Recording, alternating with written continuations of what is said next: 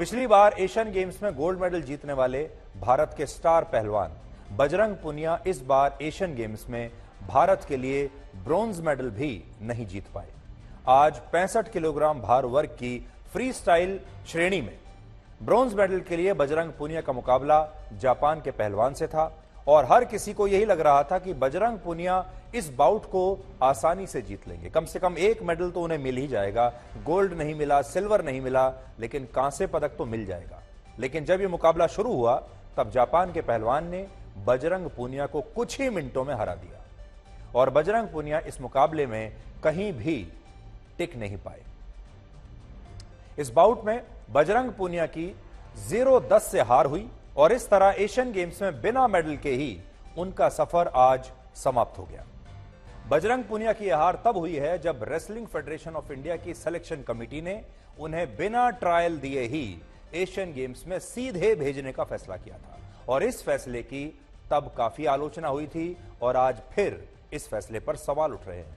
बहुत सारे पहलवानों ने उस समय यह आरोप लगाया था कि बजरंग पुनिया को एशियन गेम्स के ट्रायल से इसलिए छूट मिली क्योंकि वो रेसलिंग फेडरेशन ऑफ इंडिया के पूर्व अध्यक्ष ब्रजभूषण शरण सिंह के खिलाफ दिल्ली के जंतर मंतर पर लगातार धरना प्रदर्शन कर रहे थे। लेकिन इस धरने प्रदर्शन की वजह से बजरंग पुनिया एशियन गेम्स में ही प्रदर्शन नहीं कर पाएंगे, ये किसी ने सोचा नहीं।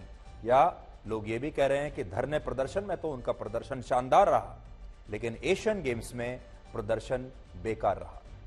बजरंग पुनिया की इस हार से आज एक और खिलाड़ी काफी निराश है और उस खिलाड़ी का नाम है विशाल कालीरमण।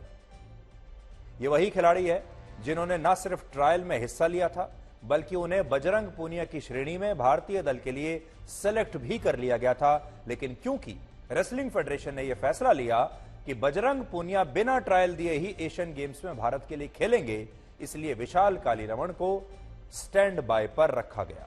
वो गए जरूर लेकिन खेल नहीं पाए और जिस पहलवान ने सारे नियम मानते हुए ट्रायल मैच जीतकर एशियन गेम्स में अपनी जगह बनाई थी, उसे तो स्टैंड बाय पर रख दिया गया और कहा गया कि अगर बजरंग पुनिया को कोई इंजरी होती है या किसी कारण से बजरंग पुनिया अगर नहीं खेल पाते तब ऐसी स्थिति में उन्हें खेलने का मौका दिया जाएगा, वरना वो बाहर ही रहेंगे। इनमें बजरंग पुनिया आज ब्रॉन्ज मेडल का मैच हार गए, यानी कोई मेडल नहीं जीत पाए, जबकि विनेश फोगाट चोट की वजह से पहले ही एशियन गेम से बाहर हो गई। उनके अलावा एक और पहलवान साक्षी मलिक, संगीता फोगाट और पहलवान सत्यव्रत कादियान ने भी एशियन गेम्स के ट्रायल में हिस्सा लिया ही नहीं था।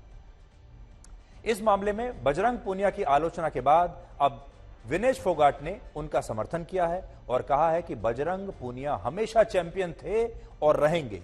कुश्ती की महिला खिलाड़ियों के लिए उन्होंने जो कुछ किया है किसी ने आज तक सोचा भी नहीं। यानी इस खबर का एक दूसरा पक्ष और भी है जिसके बारे में लोग बात नहीं कर रहे। एक तो लोगों को आज यह सोचना होगा कि यह खेल है, खेल में हार जीत चलती रहती है। ये जो आगे मैं आपको बताने वाला हूं वो बताऊंगा, लेकिन उससे पहले मैं आपको बताना चाहता हूं कि बजरंग पुनिया कितने बड़े खिलाड़ी हैं।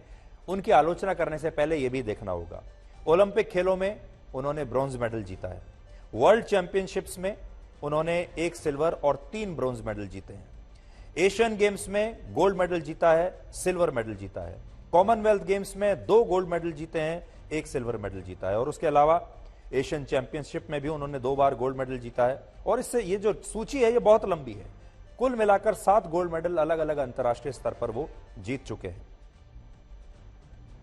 यानी इस खबर का दूसरा पक्ष यह है कि बजरंग पुनिया ने खेलों में महिला खिलाड़ियों के कथित यौन शोषण के खिलाफ आवाज उठाकर अपनी सामाजिक जिम्मेदारी को भी पूरा किया है और इस बात को भुलाया नहीं जा सकता। हम नहीं जानते कि उन आरोपों में कितनी सच्चाई थी कितनी नहीं थी, लेकिन एक बात पक्की है कि इन खिलाड़ियों के इस विरोध प्रदर्शन के बाद, बजरंग पुनिया जैसे बड़े खिलाड़ी के आवाज उठाने के बाद, कम से कम भारत के खेलों में और जो हमारे जो खेल संघ हैं उनमें महिला खिलाड़ियों के यौन शोषण से पहले अब 1000 बार लोग सोचेंगे। और यह सिर्फ इसलिए हो पाया है क्योंकि बजरंग पुनिया जैसे खिलाड़ियों ने अपना करियर दांव पर लगाकर यह विरोध प्रदर्शन किया था और वो इसे एक अंजाम तक लेकर गए हैं। क्योंकि अब हम बेंगलुरु से आई उस खबर का एक ब्लैक एंड व्हाइट विश्लेषण कर रहे हैं जहां 10 लाख रुपए का एक नया बस स्टॉप रातों रात चोरी हो गया। आपको हैरानी हो रही होगी, पूरा की पूरा बस स्टॉप चोरी हो गया। यह मामला 21 अगस्त का है, जब बेंगलुरु में यह नया बस स्टॉप बनना शुरू हुआ था और बेंगलुरु महानगर पालिका के अधिकारियों ने यह तय किया कि यह बस स्टॉप स्टेनलेस स्टील का बनाया जाएगा, जिसमें इलेक्ट्रॉनिक डिस्प्ले बोर्ड भी लगाए जाएंगे। तो इलेक्ट्रॉनिक डिस्प्ले बोर्ड लगेंगे, स्टेनलेस स्टील का चमचमाता हुआ बस स्टैंड यह बनना था। जिस कंपनी को यह बस स्टॉप बनाने का कॉन्ट्रैक्ट मिला, उसने 21 अगस्त को इसका स्ट्रक्चर तैयार करके सही स्थान पर लगा दिया। इन तस्वीरों में आप देख सकते हैं कि 10 लाख रुपए का यह बस स्टॉप बनकर लगभग तैयार था, लेकिन एक हफ्ते के बाद ही 28 अगस्त को यह बस स्टॉप अचानक से अपनी जगह से गायब हो गया और किसी ने यह पूरा की पूरा बस स्टॉप ही वहां से चुरा लिया। यानी इस घटना को जब आप ब्लैक एंड व्हाइट में करके देखेंगे तो आपको ब्लैक में यह बस स्टॉप गायब नजर आएगा। यह कंपनी इस बस स्टॉप का निर्माण कर रही थी और उसके एक कर्मचारी ने 30 सितंबर को ही इस घटना की जानकारी लोकल पुलिस को दे दी और उसका कहना है कि बेंगलुरु महानगर पालिका ने खुद यह माना कि उसने इस बस स्टॉप को वहां से नहीं हटाया, जिसका मतलब यह है कि यह बस स्टॉप किसी और ने हटाया है, या यह कह सकते हैं कि यह बस स्टॉप अब चोरी हो चुका है और पुलिस ने अब इस मामले में एक एफआईआर भी दर्ज कर ली है। बेंगलुरु में बस स्टॉप की इस चोरी के बाद अब आपको भारत की राजधानी दिल्ली में लेकर आते हैं, जहां सैकड़ों बस स्टॉप इसलिए बेबस हो चुके हैं क्योंकि इन बस स्टॉप्स पर लोगों ने ही अवैध कब्जा कर लिया। वहां से तो बस स्टॉप गायब हो गया, यहां दिल्ली में बस स्टॉप गायब नहीं हुए हैं, लेकिन उन पर अवैध कब्जे हो चुके हैं। इस समय दिल्ली में 4,500 से ज्यादा बस स्टॉप हैं, जिनमें बहुत सारे बस स्टॉप्स या तो अब ऑटो स्टैंड बन चुके हैं या फिर टैक्सी स्टैंड में तब्दील हो चुके हैं और या फिर इन पर अवैध कब्जा हो चुका है। यानी इन बस स्टॉप्स पर दुकानें खुल चुकी हैं, रेहड़ी वालों ने इन पर कब्जा कर लिया है और यहां पर दुकानें और ठेले लोगों ने लगा लिए हैं, जिसकी वजह से इन बस स्टॉप्स पर न तो बसें रुक सकती हैं और न ही अब यात्री यहां खड़े होकर बसों का इंतजार कर सकते हैं। तो यह भी एक तरीके की बस स्टॉप की चोरी है कि पूरे के पूरे बस स्टॉप पर, पूरी जमीन पर लोगों ने कब्जा कर लिया, दुकानें लगा ली, रेहड़ियां लगा ली, जो जगह बची वहां पर ऑटो रिक्शा खड़े हो जाते हैं या फिर टैक्सियां खड़ी हो जाती हैं। दिल्ली में 2280 किलोमीटर की सड़क और फुटपाथ पर लोगों ने इस समय अतिक्रमण किया हुआ है। सोचिए 2000, जिनमें बहुत सारे बस स्टॉप तो अब बिल्कुल बेबस हो चुके हैं। ये इतने बेबस हैं कि कोई बस यहां रुक ही नहीं सकती और इन बस स्टॉप्स में कई ऐसे हैं जिन पर लोगों को अवैध कब्जा किए अब वर्षों हो चुके हैं। 3 साल से भी ज्यादा का समय हो चुका है। अब ये सरकार के रहे ही नहीं, अब ये देश की जनता के, दिल्ली की जनता के बस स्टॉप रहे ही नहीं। हमारे देश में रेलवे लाइन से लेकर सड़कों पर लगे कैमरे और ट्रेनों में इस्तेमाल होने वाली बेडशीट्स और ब्लैंकेट्स तक लोग खुलेआम अपना अधिकार समझकर चोरी करके ले जाते हैं और चोरी की ये घटनाएं किसी को भी ना तो हैरान करती हैं और ना ही परेशान करती हैं। पिछले दिनों दिल्ली में आपको याद होगा G20 का समिट हुआ था और उस दौरान दिल्ली को बहुत सजाया गया था, बहुत खूबसूरत बनाया गया था। और क्यों ना बनाए, हमारे इतने बड़े बड़े मेहमान आ रहे थे और दिल्ली की इज्जत, भारत की इज्जत दांव पर लगी थी और हमने दिल्ली को बहुत सजाया, बहुत सुंदर बनाया। और इस G20 समिट के लिए सार्वजनिक स्थानों पर जो प्रमुख चौराहे हैं, बड़ी बड़ी जो हमारी सड़कें हैं, फ्लाईओवर्स के नीचे दिल्ली के सौंदर्यीकरण के लिए, दिल्ली को सुंदर बनाने के लिए हजारों गमले खूबसूरत पेड़ों और खूबसूरत पौधों के साथ और फूलों के साथ लगाए गए।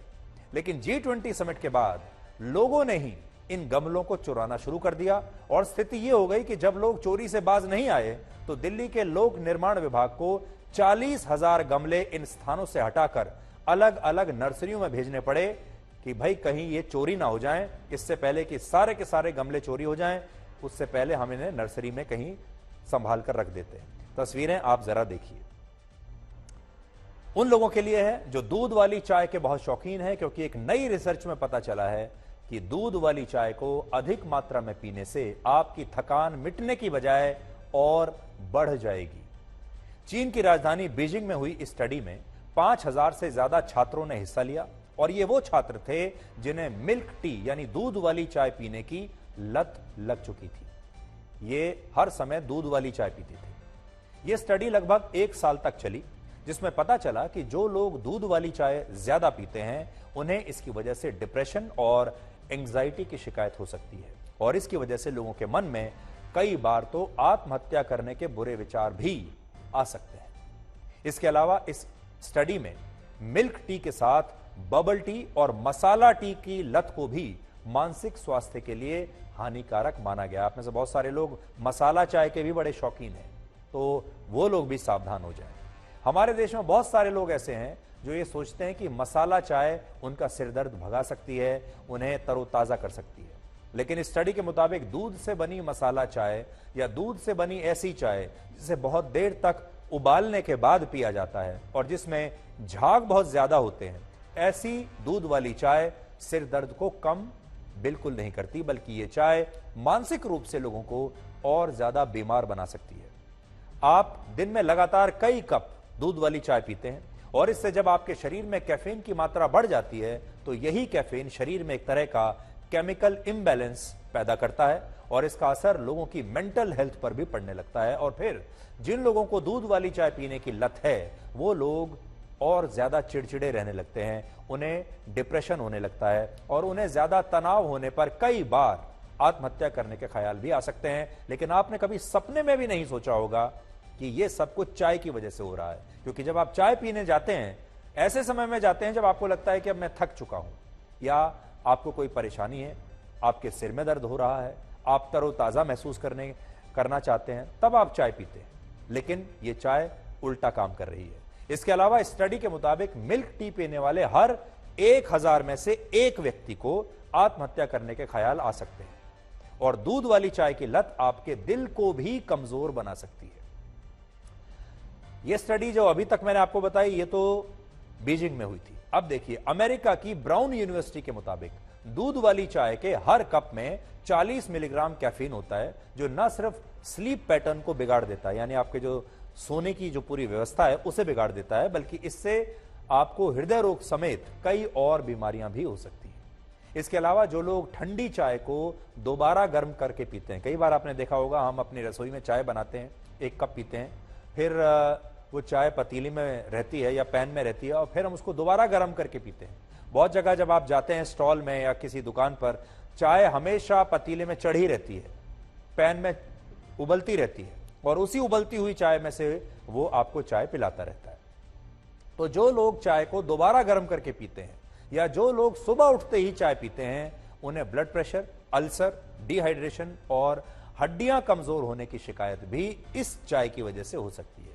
और हमारे देश में जिन लोगों को चाय पीने की आदत पड़ चुकी है, लत पड़ चुकी है, उन्हें शायद यह पता ही नहीं होगा कि टी बोर्ड ऑफ इंडिया ने कुछ समय पहले एक एडवाइजरी जारी की थी जिसमें यह बताया गया था कि बाजार में मिलावटी चाय की पत्तियां भी अब बेची जा रही हैं, जिन्हें खुशबूदार बनाने के लिए, उसका रंग और ज्यादा खूबसूरत बनाने के लिए सिंथेटिक कलर्स और केमिकल्स का भी इस्तेमाल किया जाता है। और अगर आप ऐसी चाय पत्ती की चाय बनाकर पी रहे हैं तो इससे आपको कैंसर भी हो सकता है। इसलिए यह भी देख लीजिए कि आप जो चाय की पत्ती ला रहे हैं वो अच्छी क्वालिटी की हो, वो मिलावटी ना हो। सबसे ज्यादा खतरनाक बात यह है कि हमारे देश में ज्यादातर लोग दूध वाली चाय ही पीते हैं। आज भी अगर आप जाएंगे, देश में ज्यादातर लोग दूध की चाय पीते हैं। एक सर्वे के मुताबिक भारत में चाय पीने वाले लोगों में 80% लोग ऐसे हैं जो नियमित रूप से सिर्फ दूध वाली चाय पीना ही पसंद करते हैं और इस चाय को भी वो काफी देर तक उबाल कर पीते हैं ताकि चाय लाल हो जाए, जबकि चाय को ज्यादा देर तक उबालना खतरनाक माना गया है। भारत के ज्यादातर घरों में चाय बनाने के लिए पानी और दूध के साथ चाय की पत्ती को उबाला जाता है। आपके घर में भी ऐसा ही होता होगा, लेकिन अलग अलग स्टडीज कहती हैं कि चाय को 5 मिनट से ज्यादा अगर उबाला गया तो इससे चाय की पत्तियां काफी हद तक नष्ट हो जाती हैं और फिर यह चाय आपके शरीर के लिए खतरनाक बनती चली जाती है। ऐसा माना जाता है कि चाय की खोज आज से करीब 5000 वर्ष पहले चीन में हुई थी। उस समय चीन के इतिहास के दूसरे सम्राट शेन नोंग अपनी सेना के साथ किसी दूर दराज के इलाके में कुछ देर के लिए जंगल में रुके, क्योंकि उन्हें पानी को उबालकर पीने की आदत थी। इसलिए जब उनके सेवक उनके लिए पानी उबाल रहे थे, तभी पास ही में मौजूद एक पेड़ से कुछ पत्तियां उस पानी में गिर गईं और इस पानी का जो रंग है वो बदल गया, पानी का रंग ब्राउन हो गया। लेकिन जब सम्राट ने इसे उबला हुआ पानी समझकर पी लिया तो उन्हें इसका स्वाद कुछ अलग लगा और यह स्वाद उन्हें बड़ा पसंद आया और इसे पीने के बाद उन्हें बड़ी ताजगी भी महसूस हुई। और कहा जाता है कि यहीं से चीन में चाय की परंपरा शुरू हुई और चीन में इसे चा कहा जाता है। हम तो चाय कहते हैं, वहां इसे चा कहते हैं। भारत में चाय का प्रवेश सैकड़ों वर्ष पहले सिल्क रूट के जरिए हुआ था, लेकिन औपचारिक रूप से भारत के लोगों का चाय से परिचय अंग्रेजों ने करवाया था। अंग्रेजों ने ही सबसे पहले वर्ष 1830 के आसपास, 1830 के दशक में भारत में चाय के बागान लगाने की शुरुआत की और अंग्रेज भी बिना दूध वाली चाय ही पीते थे। लेकिन भारत में धीरे धीरे दूध वाली चाय पीने का एक ट्रेंड बन गया, क्योंकि अंग्रेज इस चाय को रेलवे स्टेशन पर आकर बेचा करते थे और रेलवे स्टेशन से ही यह चाय पूरे देश में, पूरे भारत में फैलती चली गई। और आज ही के दिन वर्ष 1946 में हिंदी सिनेमा के मशहूर अभिनेता और बाद में सांसद और भारत सरकार में मंत्री विनोद खन्ना का जन्म हुआ था और उनके सम्मान में आज हमने एक छोटा सा विश्लेषण तैयार किया है, क्योंकि उनके जीवन से आप बहुत कुछ सीख सकते हैं। विनोद खन्ना के जीवन में एक लाइफ लेसन है। विनोद खन्ना का जन्म पाकिस्तान के पेशावर में हुआ था और उनके जीवन में कई महत्वपूर्ण पड़ाव आए, लेकिन इसमें सबसे महत्वपूर्ण क्षण वो था जब उन्होंने सफलता के शिखर पर होते हुए भी अचानक से संन्यास ले लिया। क्या ऐसा हो सकता है? जब कोई व्यक्ति अपने शीर्ष पर है, उसके पास नाम है, शोहरत है, पैसा है, बंगला है, गाड़ी है, सब कुछ है जिसे आप सफलता का पैमाना मानते हैं, और फिर वो अचानक से उस सब को छोड़ दे और संन्यास ले ले। ये बात विनोद खन्ना के बारे में सबसे ज्यादा चकित करती है और ये बात है वर्ष 1982 की, जब उन्होंने फिल्म इंडस्ट्री छोड़कर अचानक से सन्यासी बनने का फैसला किया और इसके बाद वो आचार्य रजनीश यानी ओशो के साथ अमेरिका में उनके आश्रम चले गए और अमेरिका में ओशो के आश्रम में एक सन्यासी का जीवन बिताने लगे। इतना बड़ा फिल्म स्टार सन्यासी बन गया। कहा जाता है विनोद खन्ना ओशो के आश्रम में झूठी प्लेटें साफ करने से लेकर पेड़ पौधों की बागवानी करने तक का काम करते थे। यानी उन्होंने माली का भी काम किया और सफाई का भी काम किया, झूठे बर्तन भी साफ किए।